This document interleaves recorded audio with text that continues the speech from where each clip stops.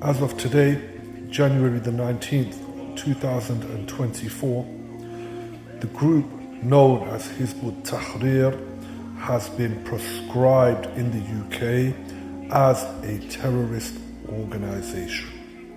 Now this has big implications for the organization. The amount of work they have done for 20, 30, 40 years globally and in the UK, all of the conferences, all of the leafleting, all of the study circles, all of the groups, all of the secret cells, all of the public gatherings, everything has been laid to waste. All of the work in the universities, all of the recruitment processes, everything has to come to an end as of today. Every bit of publications, every bit of online marketing, the website, subhanallah. Now we, Ahl Sunnah wal Jama'ah, we class them as innovators, mubtadi'. They are a misguided group.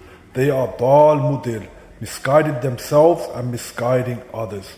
But what it means for them is every bit of work they have done, every penny, which probably goes in the millions, all of that money, everything has gone to waste.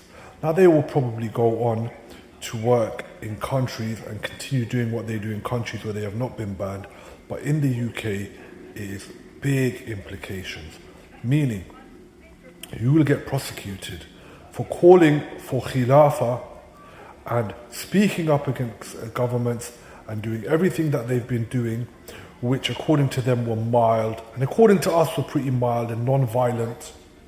Now they will be prosecuted exactly the same as, let's say, Al-Muhajirun or any other Daesh or Al-Qaeda, Al-Shabaab, any other terrorist organization. They will be treated the same. In a way, it shouldn't mean anything in terms of the deen for us, because we believe they are misguided and their harm is a lot worse than their benefit. They had a strategy of infiltrating governments, infiltrating mosques, charities, and finally infiltrating the military, and they would attempt a military coup in countries to overthrow their governments and then unite those countries. You know, as ridiculous as it sounds, this was their goal, to overthrow governments and unite those governments as an Islamic state.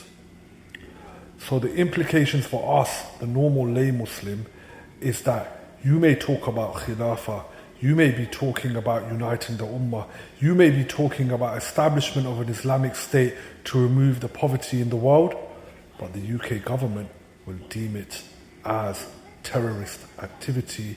You will be charged, you will be raided, just like the members of Daesh. So for Ahl Sunnah, it's no skin off our nose, because alhamdulillah, a deviant organization who are staunch in their opposition to the Salafis have now taken a big hit. But generally for the Muslims, it changes the rule book.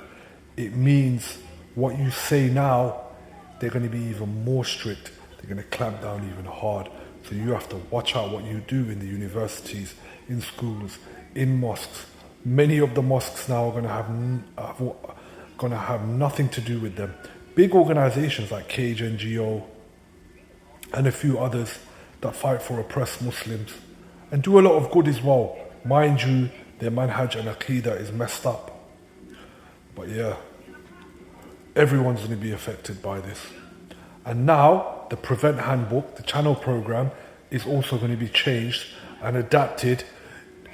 They already don't have any expertise, they already don't have a clue, and they recruit university lecturers, doctors, nurses, you name it, to watch out for signs of radicalization, and they always get it wrong. Now on top of that, that legislation is going to change to include the methodology of Hizb tahrir.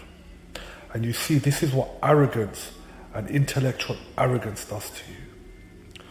The Dr. Wahid, the leader of Hizb tahrir in the UK, thought he would be smart and go on a right-wing, far-left news channel, GB News, And all of you guys, Five Pillars, Muhammad Hijab, you name it, all of these organizations, all of these Muslims going on a far-right news channel to defend Muslim views and defend the people of Palestine.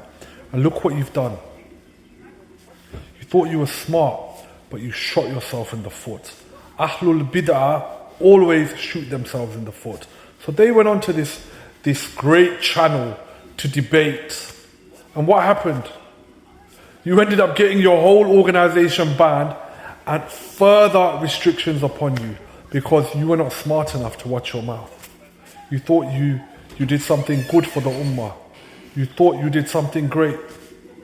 You just made life harder for Muslims in this country. That's what you've done. And this is what happens when you stray from the path of the manhaj of the Salaf.